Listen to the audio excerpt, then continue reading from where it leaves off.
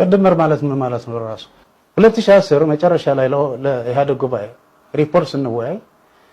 መደመር ምንድነው የሚሉ የህወሓት ጓዶች አነሱ ምን ማለት ነው መደመር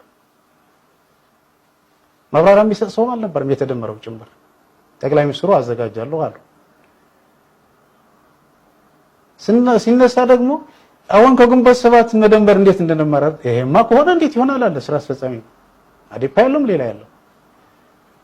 እንዴት ይሆናል አለ አሁን እየተዋለ ያለው ግን እንደዛ ነው እንዴት ነው ብትደመሩ ይሄን ያክል የፕሮግራም አንድነት የለንም ማለትስ እስከምን ድረስ ነው የሚያስኬደው በመጀመሪያ መምጣት ያለበት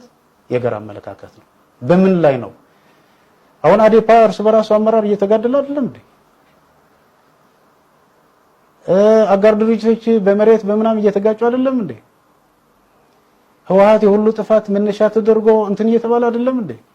ያለፈው 27 ዓመት ጨለማ ነው ቆሻሻ ነው እየተባለ አይደለም እንዴ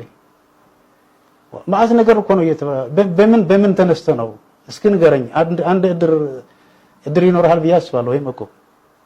እንዴት ነው የሚሰባሰበው ሲሰባሰብ እድር ሲመሰረት እኮ ስንት ገንዘብ እንደሚያዋጡ አሰራራቸው ምን እንደሚሆን እንደዚህ ሲዋይ አይደለም መጀመሪያ ይሄ ከተዋዩ የጋራ አስተሳሰብ ከያዝ በኋላ ነው እንዴት ያደረጃጀት ነገር ቀጥሎ ለምንድን ነው ውህደት ህወሓት አብዝቶ መቃወም ያስፈልገው ውህደት ያስፈልጋል አያስፈልግም በሚል አይደለም ህወሓት አውቀው ግልጽ እንዲሆን ውህደት አያስፈልግም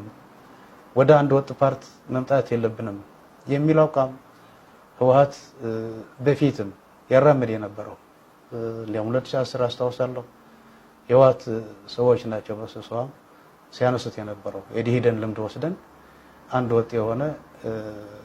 ፓርቲ ቢሆን ቢዋሃድ የሚል ነገር ነበር ይሄ ሆኖ ያለ ግን በመሃል የመጣው ነገር በተለይ ከመጋቢት